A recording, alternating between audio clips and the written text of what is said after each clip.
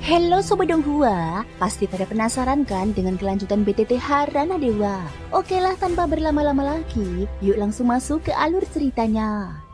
Di episode sebelumnya, melalui negosiasi beresiko dengan Miao Lianhua, Xiaoyan memperoleh kesempatan untuk bertindak tanpa dihalangi, bahkan menciptakan hubungan utang budi yang penting untuk masa depan. Di dalam lautan roh itu, dia tidak memilih memusnahkan kebencian tersebut, melainkan menyerap dan menenangkannya, memperkuat bendera penekan jiwa hingga mencapai 10 cincin jiwa. Pada akhirnya Xiaoyan tidak hanya semakin kuat, tetapi juga mengambil peran sebagai penanggung dan calon pembalas dendam bagi arwah-arwah yang teraniaya, menjadikan konfrontasi besar dengan fondasi kekuasaan wilayah suci Dewa Buddha tinggal menunggu waktu. Balas dendam, kami mati dengan tidak adil, kami mati dengan tidak adil. Ratapan kebencian itu ternyata berasal dari seluruh laut roh jiwa 7 warna di laut 7 warna. Dari dalamnya memancar aura iblis yang teramat pekat. Xiaoyan mengerahkan seluruh kekuatannya untuk mengaktifkan bendera penekan jiwa. Dengan gila-gilaan melahap arwah-arwah penuh dendam yang tak terhitung jumlahnya. Tawa licik miliaran arwah yang sebelumnya hanyalah jeritan kacau kini tidak lagi terdengar sebagai ratapan tak beraturan, melainkan menyatu menjadi satu kesadaran mengerikan yang mampu mengguncang langit dan bumi. Arus cahaya awan 7 warna yang semula mengalir tenang tiba-tiba terdistorsi dan mendidih dengan liar. Di bawah lautan cahaya yang indah itu, kebencian merah baru yang selama ini ditekan secara paksa, bagaikan raksasa purba yang tertidur, kini sepenuhnya terbangun dan meledak. Tak terhitung tulang raksasa pucat milik ras iblis bermunculan, pecahan baju sirah emas ras dewa yang hancur berserakan, serta tulang belulang manusia yang terpelintir, semuanya seolah diremas dan disatukan oleh tangan raksasa tak kasat mata. Dalam sekejap terbentuklah suatu makhluk aneh dan belang. Dia bukan tubuh berdaging dan berdarah. Tubuh utamanya tersusun dari tulang belulang laut raksasa yang pucat dan ternodai darah kotor, terangkai dari kebencian yang tak terhitung jumlahnya. Kebencian merah pekat seperti darah mendidih, membentuk urat-urat dari kulit yang mengalir di tubuhnya. Miliaran wajah penuh penderitaan dan terdistorsi timbul tenggelam di permukaan tubuhnya, membentuk kulit yang membuat siapapun merinding. Cakar-cakar tulang merah baru yang terbentuk murni dari kebencian menjulur keluar dari berbagai bagian tubuh raksasanya, menari-nari liar, merobek ruang di sekelilingnya. Inilah wujud asli laut roh jiwa 7 warna. Keindahan lautan cahaya yang mempesona dan telah lama terpapar kini lenyap tanpa bekas. Prajurit dewa telah mati.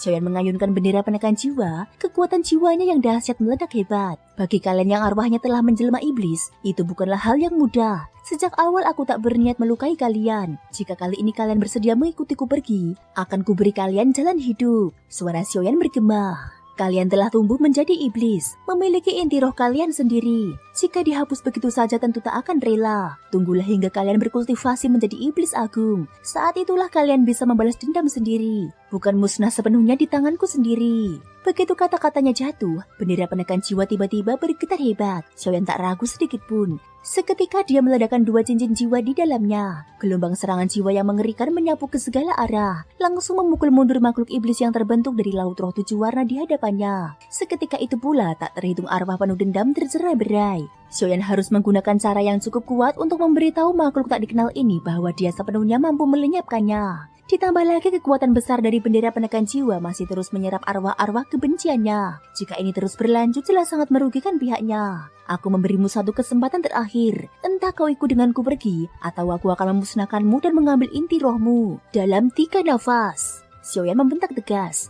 Sebenarnya jika memiliki waktu yang cukup, dia akan lebih sabar. Namun kini karena dia telah mengungkap identitasnya kepada Miao Lianhua, menghilangnya dirinya secara tiba-tiba bukanlah hal baik bagi Xiaoyan. Terlebih lagi, tekanan yang terus mendekat membuat hatinya semakin gelisah. Dia hampir bisa memastikan bahwa tekanan itu berasal dari Huachan. Dia harus segera pergi. Bagaimana aku bisa mempercayaimu? Aku terbentuk dari kebencian, terikat oleh tempat ini. Mustahil bagiku untuk pergi. Pada saat itu, makhluk iblis kotor di hadapannya tiba-tiba berhenti. Dia tak ingin musnah di sini. Kebencian dalam hatinya belum terbalaskan.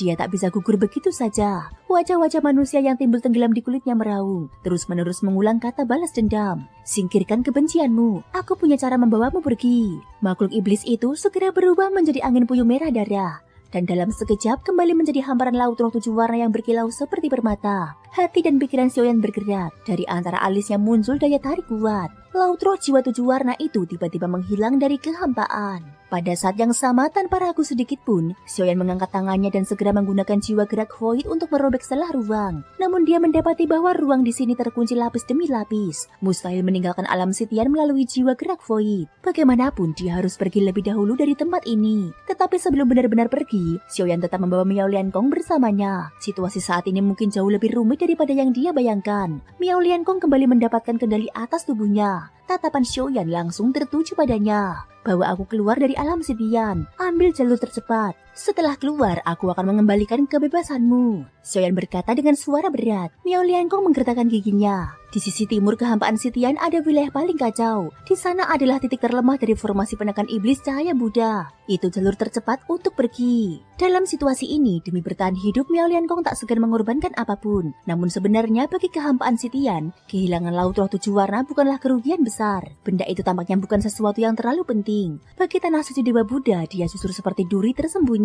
Mungkin karena itulah Miao Lianhua tadi memilih menyetujuinya dan tidak mencelakai Xiaoyan. Namun kini setelah kembali menguasai tubuhnya, Miao Liankong merasa sangat terkejut. Berdasarkan sifat adiknya, dia pasti akan membunuh penyusup seperti Xiaoyan di tempat. Namun Xiaoyan tetap utuh tanpa luka. Bahkan laut roh 7 warna pun lenyap secara aneh tanpa tanda-tanda pertempuran. Dia tak tahu bagaimana Xiaoyan melakukannya. Tetapi terhadap sosok di sampingnya, rasa hormat dan gentar tumbuh sangat besar. Dalam sekejap mata, melalui perjalanan beruntun menggunakan jiwa gerak void, Xiaoyan telah tiba di sisi timur tanah suci Dewa Buddha. Meski wilayah suci itu sangat luas, bagi Xiaoyan yang memiliki jiwa gerak void, melintasi ruang adalah hal yang sangat cepat. Namun sebenarnya tak lama setelah Xiaoyan memasuki tanah suci Dewa Buddha, dari tanah suci Dewa Buddha itu sendiri sebuah cahaya pedang menerobos masuk. Sebuah tebasan pedang mengerikan yang seakan mampu memusnahkan segalanya tiba-tiba membelah kehampaan tanpa peringatan. Membawa serta ratusan budak pedang memasuki wilayah suci. Formasi penekan iblis cahaya Buddha di puncak cahaya Buddha tiba-tiba memancarkan kilauan tak tergoyahkan, melesat langsung menuju sosok-sosok itu.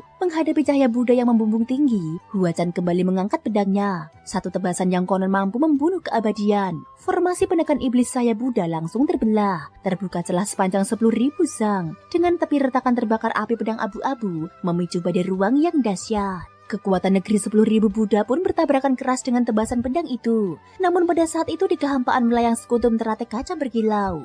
Huachan yang berjaga, "Mengapa kau memaksa menerobos tanah suci Dewa Buddhaku?" Suara dingin namun marah bergema. Sebuah pilar cahaya kaca yang murni dan luas turun seketika, menghalangi langkah Huachan. Sosok yang muncul adalah Miao Lianhua. Dia berdiri tanpa alas kaki di atas singgasana teratai. Wajahnya yang luar biasa cantik ini tertutup lapisan dingin. 9 kelopak teratai di antara alisnya berkilau. Yang mulia suci Miao Lianhua sungguh banyak mengganggu. Aku mengejar seseorang hingga masuk ke tanah suci Dewa Buddha ini. Tak kusangka ada pembatasan formasi di sini. Melihat Miao Lianhua, Huachan menundukkan kepala, menunjukkan sikap hormat dan penyesalan. Dia segera menggenggam tangan dan memberi salam. Miao Lianhua mengangkat tangan, dan formasi penekan iblis cahaya Buddha pun menghilang. "Siapa yang kau cari?" Miao Lianhua bertanya dengan suara tenang. "Seorang alkemis yang memegang pil yin yang. Sepertinya yang mulia suci Miao Lianhua seharusnya mengetahuinya." Huachan berpikir sejenak. Dia tidak mengetahui namanya, hanya tahu ciri-cirinya secara garis besar. Thank you guys sudah mendengarkan ceritaku di episode kali ini sampai akhir. Ikutin terus kelanjutan episode berikutnya ya. Terima kasih buat kalian semua yang udah subscribe, like, dan komennya. Semoga hari kalian menyenangkan. Sampai jumpa dan bye-bye.